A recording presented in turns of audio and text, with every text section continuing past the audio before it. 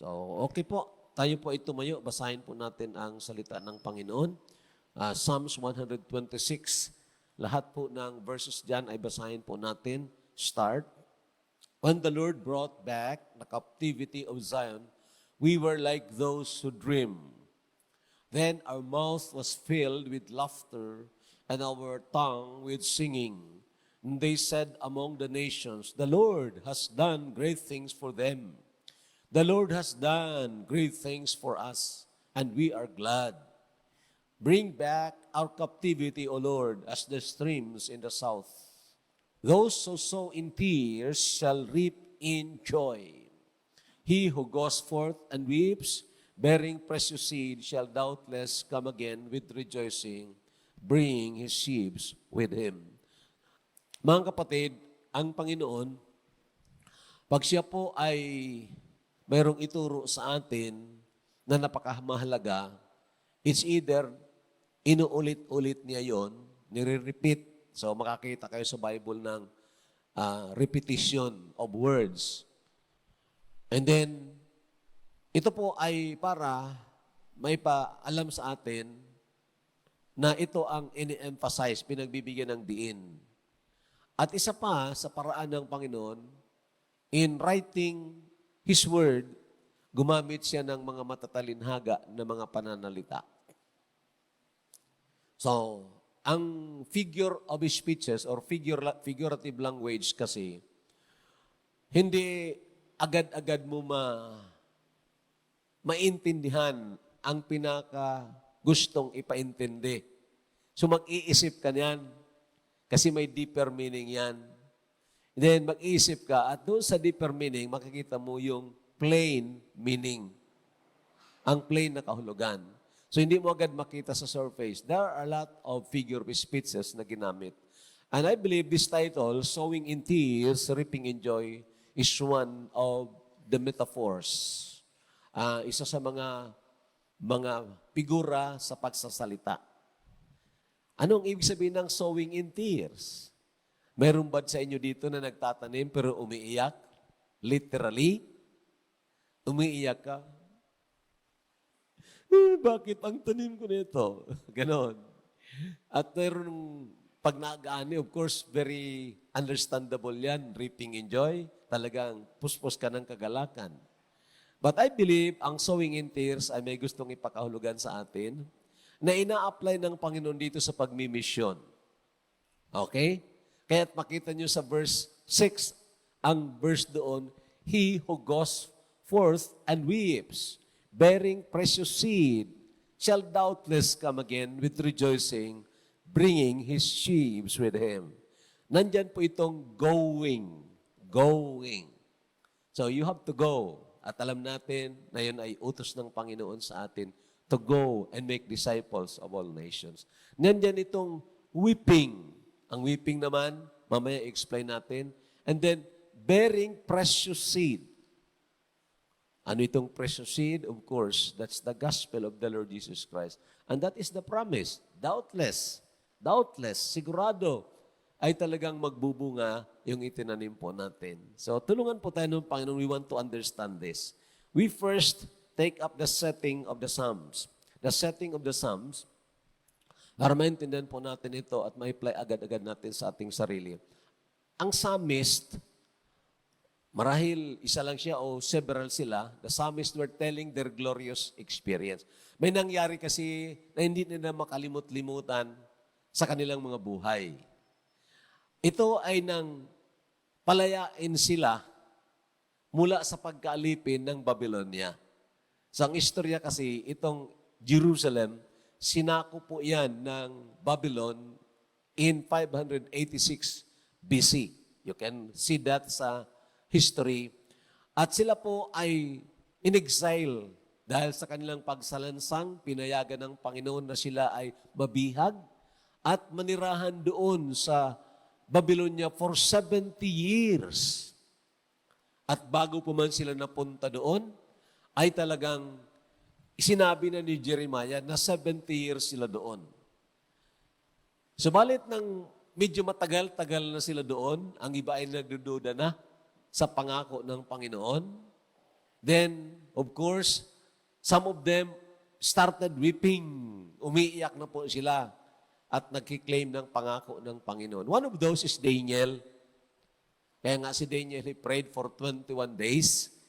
And then after that, sinagot siya ng Panginoon, sending Michael at ipinahayag sa kanya ang timetable ng Panginoon sa Israel. So, ganun po ang setting. Ngayon, itong experience nila, nang makauwi na sila doon sa Jerusalem, ikinukwento nila ang nangyari sa kanila.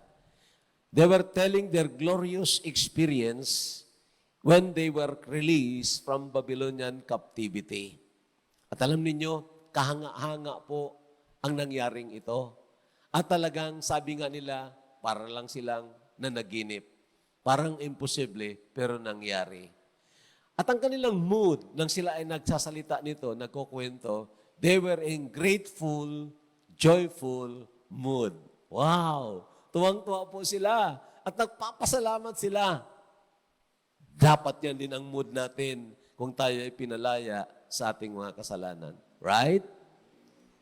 Dapat din ang mood natin if we properly understand kung ano ang nangyari para tayo mapalaya sa ating captivity na sobra pa sa pagkaalipin sa kanila. Naalipin lang sila politically, and maybe some of their freedoms were curtailed also. Subalit, ang sa atin na pagkaalipin ay mas malala. Alipin tayo ng kasalanan, alipin tayo ng diablo, at ano ang naging, o ang ginawa ng Diyos para mapalaya tayo, ano ang cost, ano ang naging kabayaran para ikaw at ako na hawak ng diablo at hawak ng kasalanan ay mapalaya. Ano ang naging halaga? Buhay dugo ng Panginoong Jesucristo. Kung maintindihan po natin yan, dahil palagi namang pinapaliwanag yan at ma-recall ng ating isipan, then, like these people, we would tell our stories to other people and to some Christians, telling them with grateful, joyful hearts about our great deliverance. Hello? Are you doing that? O baka ka nakakaligtaan natin yon? Pero pag nanalo tayo sa kung anong mga, sana walang tumatay ng loto, ha? Mga paligsahan kung minsan, pinoproclaim natin yan, lalagay natin sa Facebook. Wow! Grabe! Nanalo lang, naging honor student lang ang anak. Andyan yan sa Facebook. Nothing wrong about that, but that should not be the overall na dahilan ng pagiging grateful and joyful natin in testifying for the great work that God has done for us. So, ang ibig sabihin, mga kapatid, we can easily identify with the experiences nitong psalmist. Okay? And then we move on sa verse 1. Tingnan niyo ang verse 1. When the Lord brought back the captivity of Zion. Ang word na Zion dyan, that is Jerusalem. Zion means the mountain of the king or the mountain where the king lives. Okay? When the Lord brought back the captivity of Zion. Imagine mo naman, 70 years sila doon and they could not worship doon sa temple. Hindi sila makapagsamba doon sa templo. At hindi rin sila makagawa ng kanilang ceremonial na ginagawa every week, every day kung minsan, and every year. So, dahil dito, malungkot na malungkot sila until the Lord brought back the captivity of Zion. Now, sabi ko sa inyo kanina, medyo desperate na sila. Some of them are already desperate. Pero, nang ipinagpaproclaim ni Cyrus ang freedom nila. Si Cyrus is the Persian king. Bale ang nangyari sa history, ang Babylon natalo ng Medo-Persians. Mabasa na niyan si Artaxerxes Dalawang Artaxerxes yan, si Ahasuerus and others. Now, ito si Cyrus, isa sa mga hari na mayroong simpatiya sa Israel. At of course, mayroong trinabaho ang Panginoon sa kanyang puso. Kaya nga, itong awit na ito, ang ginawang proklamasyon ni Cyrus na pinalaya na po sila, then ito nga po ay puspos o nagdala ng puspos na kagalakan sa kanila. And they were attributing this to the Lord. Ginamit ng Panginoon si Cyrus. I don't know kung naramdaman ninyo yan sa panahon na nakita nyo na pinalaya kayo sa alipin o sa pagkaalipin sa kasalanan. Ako dumaan ako sa maraming bisyo. Okay? Kung sa isang masamang ugali na palaya ka ng Panginoon, and you know na talagang paulit-ulit na hindi mo makayanan, pero God gave you that great deliverance, you will rejoice like these people. Okay? So, makita po ninyo mga kapatid at mga kaibigan na itong glorious experience po nila. Hindi nila mapigilan na hindi ikuwento, sabihin sa mga kapwa nila mga Hudyo at sa ibang mga tao. And there was that public expression of their joy. Mayroon talaga ng publiko, pinublikar talaga nila ang kagalakan na ito. Hindi nila ito yung itinago. Makikita nyo, doon sa verse 3, sa verse 2, tingnan nyo sa verse 2, then our mouth was filled with laughter. Grabe yung kagalakan yan. Naalala ko yung nabasa ko na insidente ng, I think it was Claudius, Caesar, ang nagpalaya, o Quintius, I think, ang ginamit, ang emperador na natalo ang kaharian ng Grecian Empire sa panahon ni Alexander the Great. At takot na takot ang mga Grecians.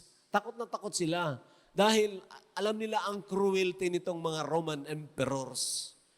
Takot na takot sila at baka sila ipapatay. Subalit, nag-decree yun I think it was Quintius, nag-decree siya at nagpasulat, pina-announce, sabi niya, ibinabalita sa lahat ng imperyo ng Romano na ang mga Grecians ay binibigyan ng absolute freedom at hindi na sila parurusahan at bibigyan pa sila ng pagkain, bibigyan sila ng lupa ng Roman Empire. Grabing kagalakan po yun. Freedom plus your sustenance. Grabe pong kagalakan yun. Pero it cannot be compared when you are delivered from sin and from the bondage of Satan. It cannot be compared. Mas grabe ang nangyari po sa atin. So, tingnan nyo, our mouth was filled with laughter.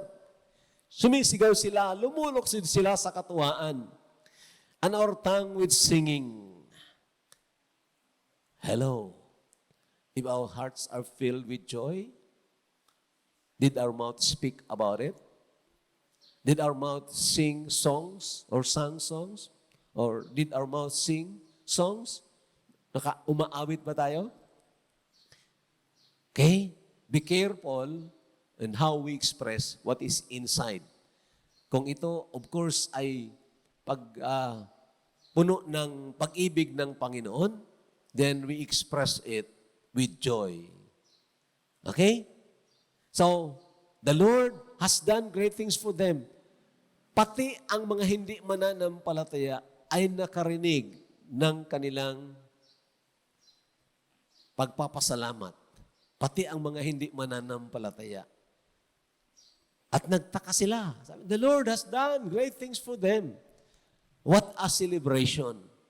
And then of course, ang sumunod, kanikin ng maigi, ay yung pagbabalik na po nila sa lupang pangako. Now, several years pa yon, nauna ang grupo ni Zerubbabel, and then Ezra, and then Shealtiel, and then of course, hanggang nabuo ang templo, and then si Nehemiah, nabuo yung walls of Jerusalem. History yan. So, ngayon mga kapatid at mga kaibigan, yung rejoicing mood was turned into a praying mood. Yung environment nila na puspos ng kagalakan, na bago. At nandoon sila sa praying mood. And in their prayer, they were weeping. Umiiyak sila. Subalit, mayroon sila ng assurance na ang Diyos ay sasagot sa kanilang panalangin. The rejoicing mood was turned into a praying mood. Verse 4, bring back our captivity, O Lord, as the streams in the south. Now, anong ibig sabihin ng bring back our captivity? Naalaala nila, may mga naiwan pa doon sa Babylonia. Ang iba ayaw bumalik dahil nagpatayo na sila doon ng garden, medyo mayroon mga negosyo na sila doon, ayaw nang bumalik sa promised land. Doon na sila. Ang iba, ayaw pang, o wala pa ng pananaw tungkol sa gagawin ng Panginoon. So they stay there. There are still captives. And I want to tell you mga kapatid ko at mga kaibigan, similarly, makaka-identify tayo dito sa kanilang eksperyensya. Nang tayo po ay pinalaya ng Panginoon, nang tayo po ay naka-eksperyensya ng pagliligtas ng Panginoon, biyaya po yan ng Panginoon, hindi dahil mabait tayo, kaya tayo linigtas. Biyaya ng Panginoon. Napakinggan natin ang Ebanghelyo. Nakita natin ang ating sarili na tayo makasalanan, marumi, mabaho sa kanyang harapan.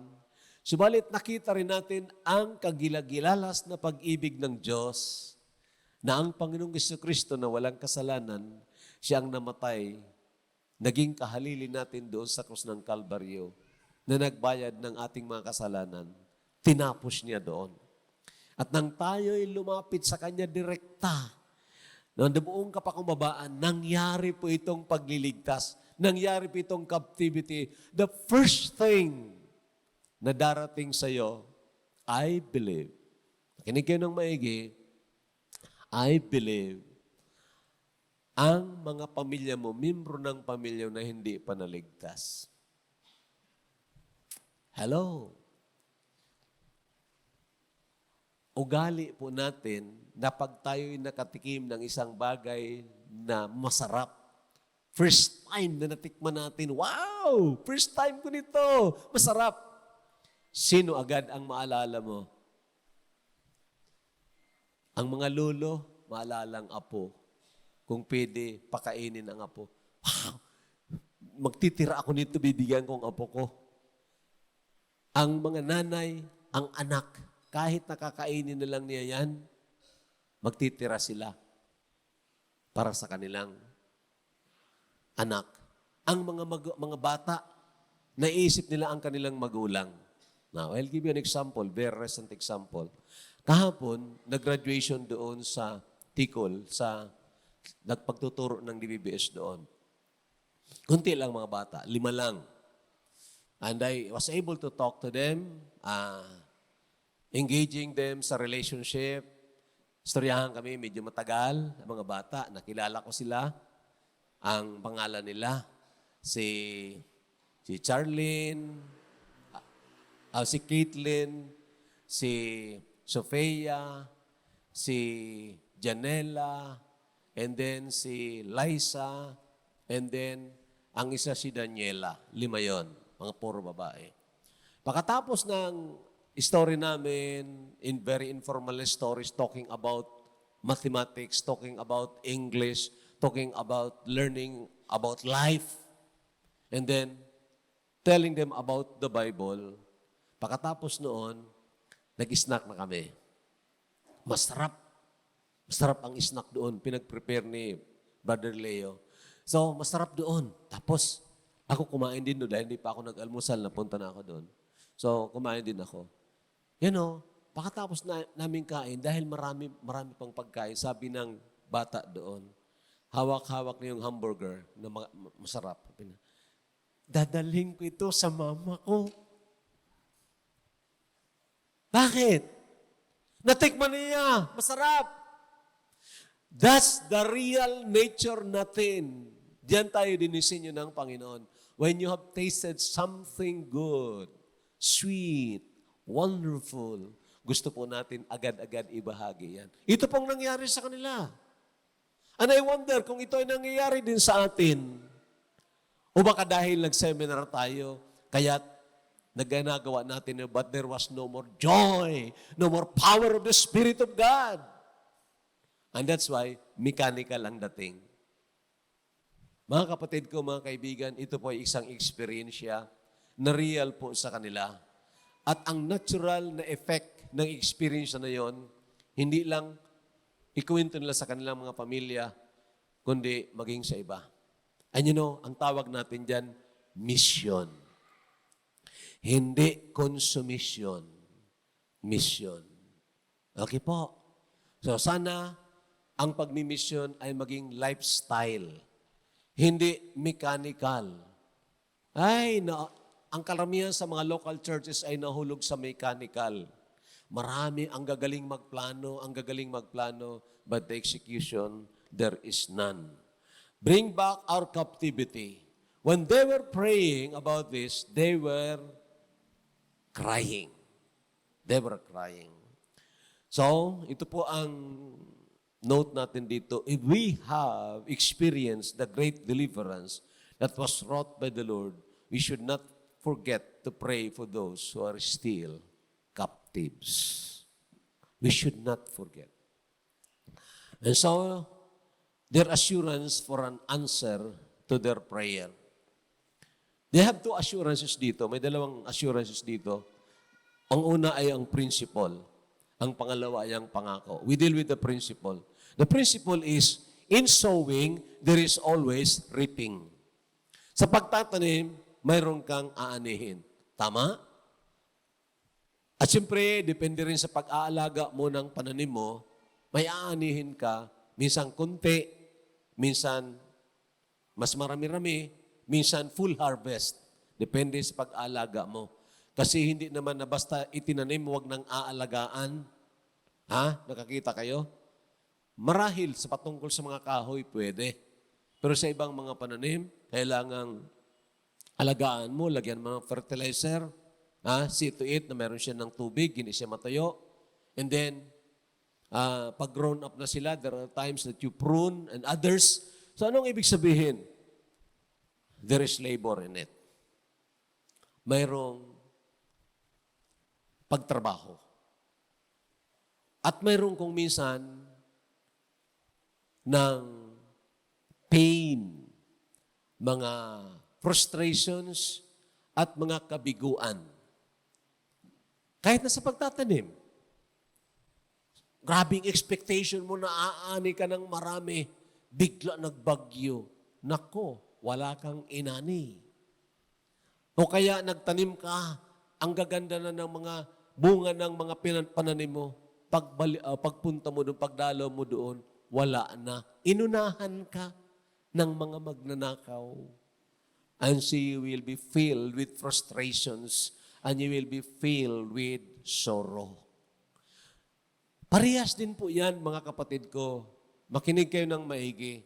Parehas din po yan sa mga pagpapalahayag ng salita ng Panginoon at pag-aalaga ng tao. But there is comfort in that. Kung minsan kasi ganito, ikaw ang nagtanim, ikaw ang nagbayo, ikaw ang nag-ani, ikaw ang nagbayo, matapos mong lutuin, iba ang kumain.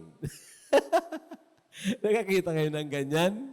Mga inalagaan natin ng mga bata noon, tapos talagang inalagaan natin, tinagaan po natin, pero maya-maya, dumating ang mga hindi naman nagmimisyon, kundi nagbibigay ng konsumisyon, namingwit sa dating aquarium. Pak! Siyempre, makakahuli ka naman. Aquarium na dati yun namingwit sa aquarium. Ang dati ng mga membro, yun ang kinuha nila dahil ang membro man kung minsan, they love novelty at kung minsan, ang membro hindi lumago. So kung anong inoffer, napunta na doon. It will give frustrations, my friend. Especially if you're a pastor. Pero ang tanong, will you stop? Ang tanong, titigil ka na sa pagtatanim? No. We will not. Dahil may pangako ang Panginoon, of course, the principle of sowing and reaping. Those who sow in tears shall reap in joy. At pangako yan ng Panginoon. Kung minsan nga, hindi na naman ikaw ang nagtanim, pero nag-ani ka. Yan sabi sa John chapter 4, di ba? Nag-ani ka. Of course, hindi na ninakaw mo yun sa ibang sakahan o biningwit mo sa aquarium. Hindi. Nag-transfer, binigay sa'yo ng Panginoon. Ganon yun. It happens. Okay? And you know, there is that encouragement in Galatians similar to this. Tingnan nyo ang Galatians chapter 6, verse 9. And let us not be weary in well-doing. For in due season we shall reap, if we faint not. Again, ang exhortation diyan, nagsimula sa verse 1 ng Galatians chapter 6. Brethren, if any of you is spiritual, if any of you be overtaken in a fault, you that are spiritual, restore them or restore him in a spirit of meekness, considering yourself, lest thou also be tempted. So, ang binibigyan ng exhortation, ang mga spiritual, hindi naman yung intellectual. Ang galing kasi niyan. Ang intellectuality is not equal to spirituality.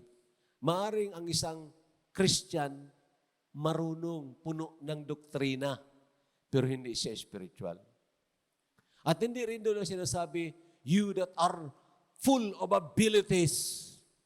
No? Hindi. Spiritual ang sabi doon. O you who are influential.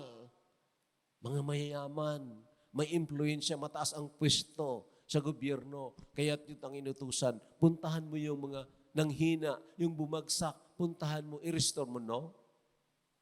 The spiritual. And who are those spiritual? These are the people who are filled with the Spirit of God. And they are sowing. They are sowing and sowing and sowing. Because ang mission is but a byproduct of our heart that is rejoicing in God. Ang, minsan, mas madali kasi mag-isip sa English. Ang pagmimisyon ay produkto lang ng kagalakan po ng ating puso. At ang kagalakan naman ng puso natin, ang esensya po niyan ay ang pag-ibig ng Diyos na ibinigay sa atin.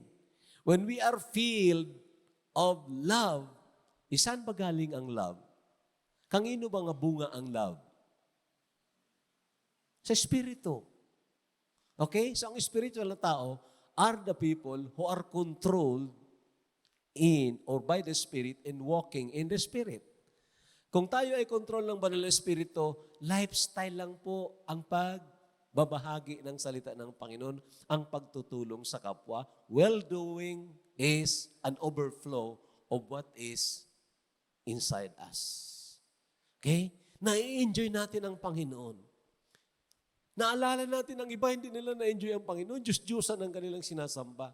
Gusto natin silang misyonan para ma-enjoy din nila ang Panginoon. The fuel sa mission, hindi po yung may pera ka. Hindi po yung may influensya ka. The fuel for mission is your joy in the Lord.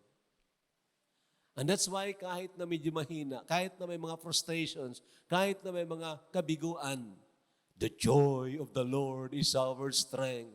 Right? And that's why we are being exhorted. Let us not be weary in well-doing. Huwag kang manghina. Bakit? Minsan nanghina tayo. Tigilan lang ko, bahala na sila sa buhay nila. wag na lang ako, wag na lang. Hindi naman nila ma-appreciate ang ginagawa ko, bahala sila, maimpyerno sila.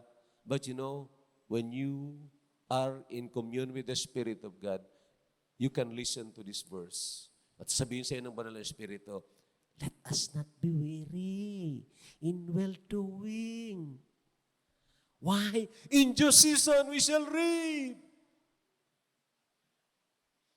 Bawat binigay niyo dyan sa misyon sa Bacon, gamitin niya ng Panginoon, may isang kaluluwa na maligtas doon, that is reaping.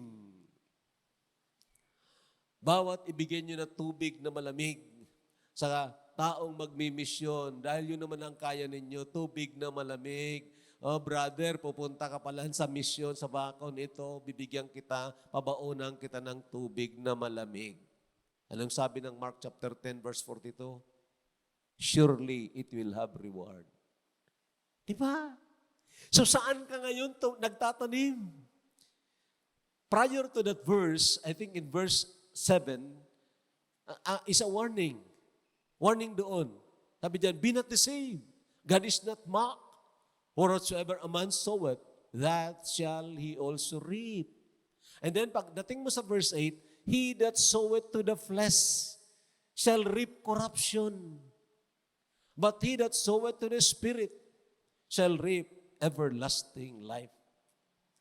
Saan ka ngayon nagtatanim? Saan ako nagtatanim? Sabi ko sa inyo na mag-preach ako tungkol sa yung pag-enjoy sa material na mga bagay. Hindi po masama.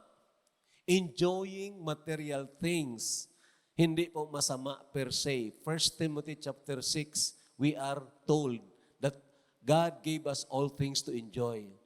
But that enjoyment of all things, makinig kayo ng maigi, dapat nakakonect sa eternidad.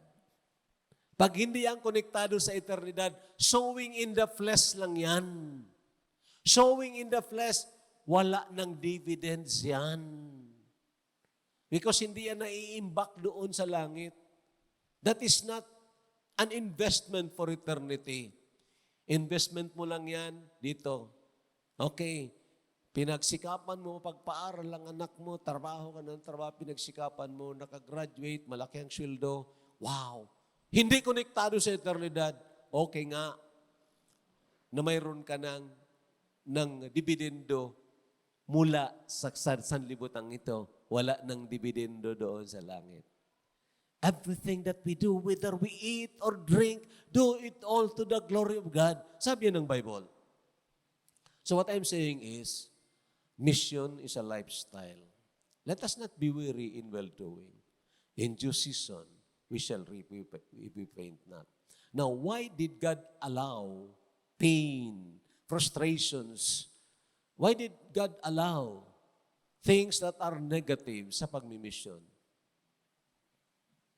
Alam niyo kung bakit? Inaalaw niyo ng Panginoon para lalong tumingkad ang ating pananalangin at pagnanasa na maligtas ang ibang mga tao. It is good for me that I have been afflicted, that I might learn thy statutes. Kuminsan kailangang saktan muna tayo ng Panginoon para tayo matuto. Ha? Pag nanakawan ka, pag nawalan ka ng pera, o kaya kung ano mga nangyari sa iyo, nagkasakit ka, ang maalala mo, kasi hindi ako nagbigay sa misyon, kasi hindi ako nagbigay ng tithes ko. Pinapalalanan ka ng Panginoon diyan? Ha? That is how the Lord works. Ginagamit ng Panginoon ang mga pains. That's why they are sowing in tears. And then, the promise of the Lord. Dito tayo sa promise of the Lord. Medyo na doon sa Galatians, may promise na doon. The promise of the Lord to faithful sowers of the precious seed. Okay, that is their second assurance. Ito ang promise, Psalms 126, verse 6. He who goes forth and weeps. There is that love in the heart. Okay? Mayroon ng pag-ibig sa puso.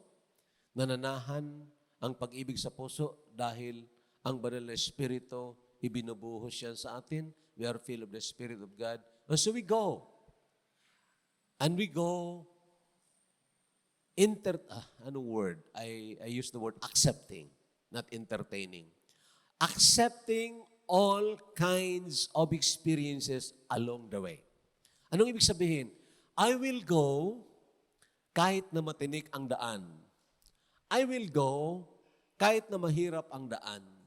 I will go, magsusulwi ako, mag-share ako ng salita ng Panginoon, kahit pa matigas ang puso nila. Lalo akong magsusumikap doon. Alam ba ninyo na marami tayong alibay and why we do not go and do mission work? Marami tayong alibay eh. Matigas na mga puso niyan. Sino po ang hindi matigas ang puso? Hindi ba kung minsan matigas din ang puso mo?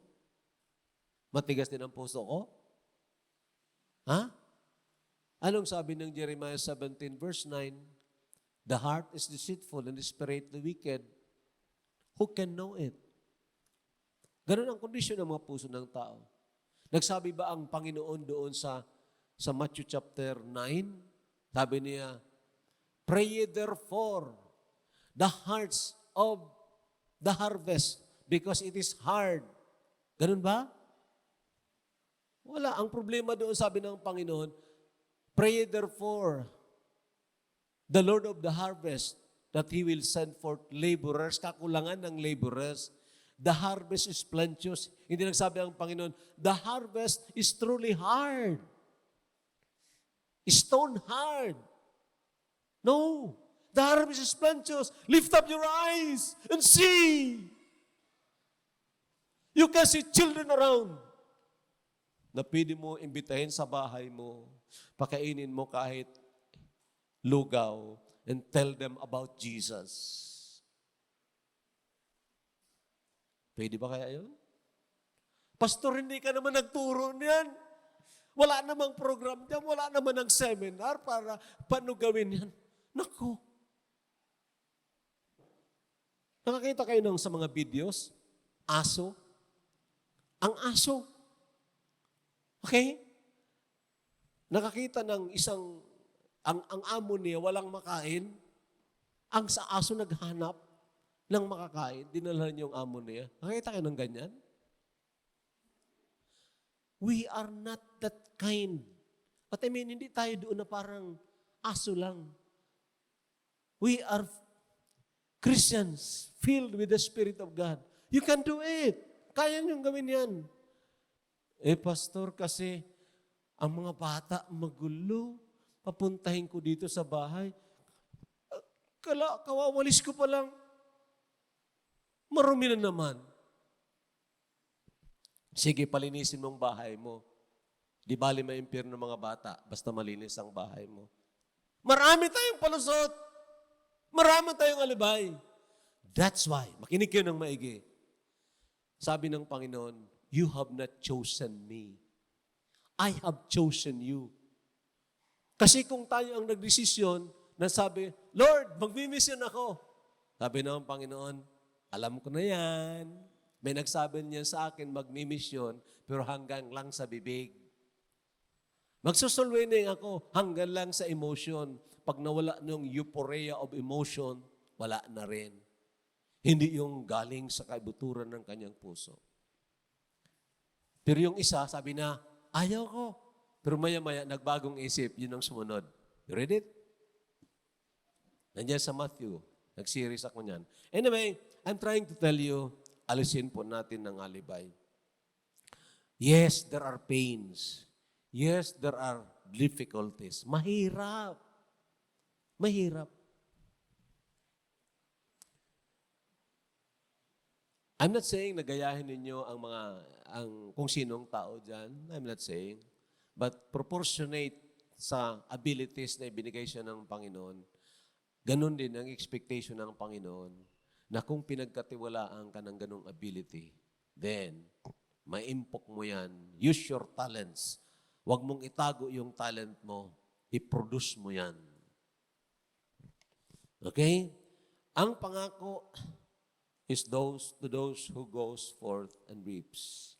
willing to experience ng kahirapan, suffering, willing to experience na kutsain ng tao, willing to experience na itakwil ng tao. That's part of that word, weeping. Subalit, hindi kasi nagdedepende sa bearer ang kapangyarihan sa pag-convert sa isang tao. Nagdedepende yan sa precious seed. Precious seed. Kung ang hawak ko dito ngayon ay granada, okay? At sasabihin nyo, yung granada mo, peke naman yan, pero tunay, hindi nyo lang alam tunay. Tapos sabihin nyo, peke lang yan, hindi yan. Kaya ayaw nyong umalis dyan. Inalis ko ng firing pin. Sabi ko, 1, 2, 3. Pag hindi kayo alis, pasasabugin ko ito. Okay. Sabi ko, hindi ako maniwala. Hindi kaya sasabog yung granada. Dahil hindi ka maniwala. Sasabog pa rin yun. Kahit hindi ka maniwala. Pag sinabugan ka, patay ka. Di ba? Similarly, ganun din yun.